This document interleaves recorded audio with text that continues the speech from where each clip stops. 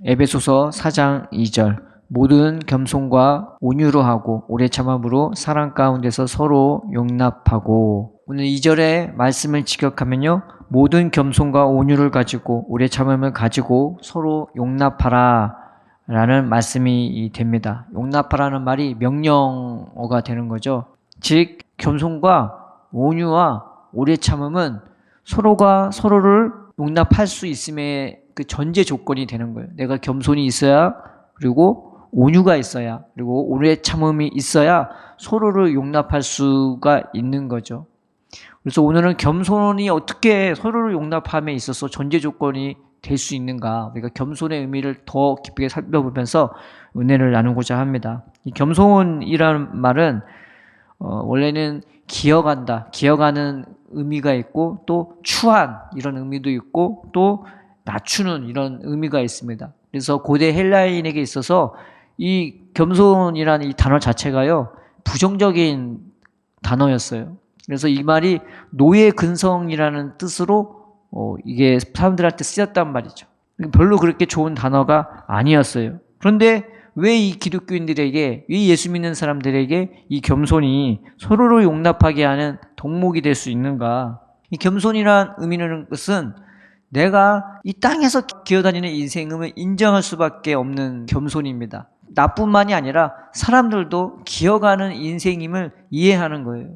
나라는 존재가 천한 존재임을 인정하는 거고, 모든 사람이 천한 존재일 수밖에 없는 것을 이해하는 겁니다. 그러니 서로를 용납할 수 있는 근거가 될 수 있는 거고, 겸손이란 나를 낮추는 거예요. 그것이 서로가 서로를 용납할 수 있도록 만드는 전제 조건이 되는 거죠. 먼저 겸손이란 내가 땅에서 기어다닐 수밖에 없는 연약한 존재인 것을 아는 거예요. 레위기 11장에 어떤 말씀이 있냐? 내가 무엇을 먹으면 부정하고 무엇을 먹으면 부정하지 않는지 그 음식 목록이 나열이 쫙 나옵니다. 그런데 맨 거의 끝에쯤에 나오는 말이 뭐냐? 땅에서 기어다니는 음식은 먹지 말라. 너희에게 부정한다고. 배로 다니는 것 그거 먹지 말라. 그 말이 무슨 뜻이겠습니까? 욕심으로 살 수밖에 없는 인생, 세상 것에 매여서 그것 갖고 전전긍긍할 수밖에 없는 그 인생으로 너희가 살지 말라는 의미가 되는 거죠. 그런데 성경에 배로 기어다니는 대표적인 인물이 있었습니다. 그게 누구냐? 야곱이에요. 야곱은 늘 세상 것 때문에 하나님 앞에 그거 달라고 매달렸던 사람이었던 거죠. 그게 하나님의 축복인 줄 알았어요. 하나님이 자기를 얼마나 사랑하는지 깨닫지 못하고 자기라는 존재 자체가 하나님으로부터 얼마나 큰 축복받는 존재인지를 깨닫지를 못하니까 헛된 것만 붙잡고 늘 배로 기어다닐 수밖에 없는 인생인 거예요. 그러니 이사야에서는 너 지렁이 같은 야곱아 하면서 야곱을 배로 기어다니는 인생으로 지목한 겁니다. 그러나 그 지목하는 것이 정죄하기 위한 지목이 아니라 그 영혼을 깊이 이해하며 사랑하며 그 영혼을 배로 기어다니는 인생이 아닌 하늘을 나는 인생으로 부르시고자 하는 이 하나님의 놀라운 긍휼과 사랑과 그를 향한 계획이 다 들어가 있는 말씀이 너 지렁이 같은 야곱아인 것입니다. 주위를 보면은 욕심으로 사는 사람 참 많습니다. 세상 것에 매여서 전전긍긍하는 세상 사람뿐만 아니라 예수 믿는 사람들도 꽤 많아요. 그런데 내 자신이 땅에서 기어갈 수밖에 없는 인생임을 아는 것, 우리가 땅에서 기어다닐 수밖에 없는 인생임을 이해하는 게 서로가 서로를 용납함에 있어서 이 놀라운 덕목이 되어지는 것입니다. 그렇다고 그게 그렇게 살아도 돼 라는 말이 아닙니다. 하나님은 그런 우리를 불쌍히 여겨주셔서 그런 나를 붙들어 주시고 너는 하나님 백성이야. 하나님이 너를 사랑해. 라고 예수님도 끊임없이 얘기하지 않았습니까? 그렇게 서로를 인정하고 이해하는 가운데 서로가 사랑하며 서로 예수님을 보여주면서 기어가는 인생에서 점점 탈바꿈되어지는 게 이게 바로 은혜이죠. 그래서 첫 번째로 내가 기어가는 인생을 인정하고 이해하면서 그래서 서로를 용납할 수 있어야 되는 거죠. 두 번째는 뭐냐? 하나님이 우리를 어떻게 인도하시냐? 이 천한 것을, 겸손의 덕목 중에 하나가 뭐냐? 천한 것을 깨닫는 거예요. 나라는 인간이 얼마나 천한 존재이지, 천박한 존재인지를 내가 깨닫고 이해하는 겁니다. 레미제라블은 불쌍한 사람들이라는 뜻의 소설입니다. 프랑스 소설이죠. 근데 거기 주인공이 장발장인데 거기에 팡틴이라는 여자가 나와요. 그 당시에는 얼마나 가난한 사람들이 많았고 얼마나 비참한 사람들이 많았는지 이 팡틴이라는 사람의 이 여자분의 이야기를 보면 굉장히 서글픕니다.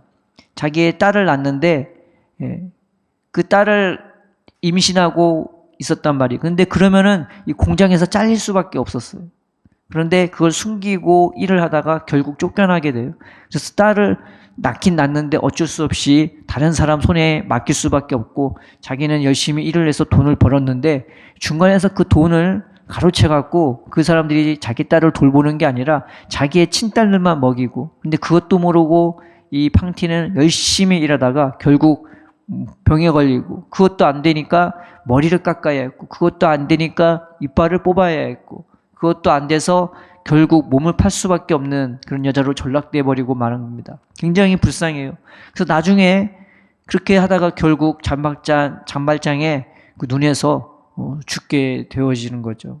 그래서 레미제라블은 이 불쌍한 사람들이라는 뜻인 겁니다. 근데 겸손이라는 것은 나 자신이 그렇게 비천한 인생인 것을 깨닫는 거란 말이에요. 그리고 사람이 비천한 존재임을 깨닫는 거죠. 근데 레미제라블에는요, 그런 팡틴만 나오는 게 아니라 너무나 가난하니 누군가를 빼앗을 수밖에 없고 속일 수밖에 없고 죽일 수밖에 없고 사기칠 수밖에 없고 비열할 수밖에 없는 수없이 많은 불쌍한 사람들이 나오는 것입니다. 그래서 레미제라블은 불쌍한 사람들이란 뜻만 있는 것이 아니라 비굴한 사람들, 비열한 사람들 이란 뜻도 있는 거죠. 오늘 겸손에는 이런 뜻이 있는 거예요. 인간이 얼마나 천한 존재인지 또 천막한 존재인지를 내가 인정하고 이해하는 것입니다. 그것이 서로를 용납할 수 있는 전제 조건이 되어지는 겁니다. 왜? 인간은 그렇게 연약한 존재이니까, 인간은 그렇게 나약한 존재이니까 자기가 뭔지도 모르고 그것에 세상 것에 휩쓸려서 하나님 자녀가 아닌 세상 것에 휩쓸려서 천박한 존재, 비열한 존재, 비굴한 존재 그렇게 되어질 수밖에 없는 인간을 내가 이해하게 되는 것입니다. 그래서 그것 때문에 서로를 용납하고 불쌍히 여기고 이해할 수 있게 되어지는 거죠. 세 번째 겸손은 뭐냐? 나 자신을 낮추는 거예요. 세상이든 교회든요, 교만한 사람은 싫어하는 것입니다. 꼰대는 싫어하는 거예요.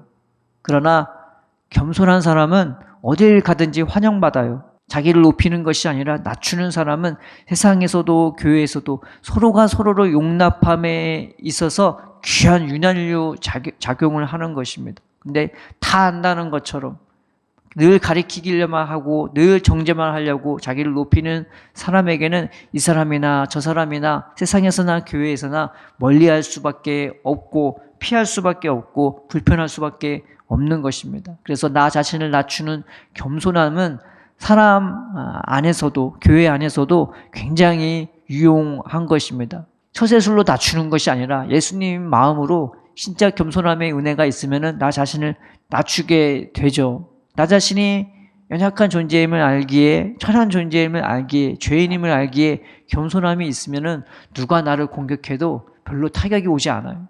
반대로 나도 누군가를 공격하지 않습니다. 성경에는 교만은 패망의 선봉이요 겸손은 종기의 앞잡인이라고 말하고 있지 않습니까?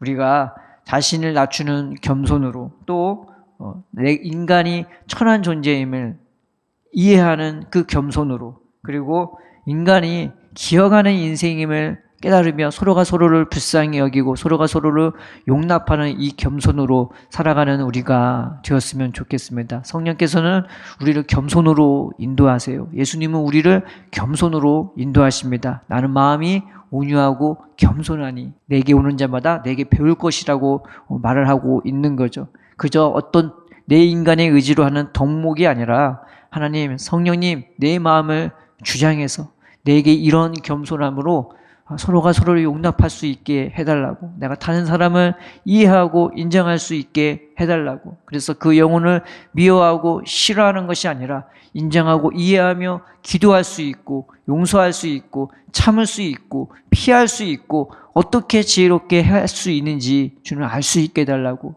그 예수님의 겸손을 구하며 그 은혜 가운데서 성장하는 저와 여러분 되기를 주의 이름으로 축원합니다.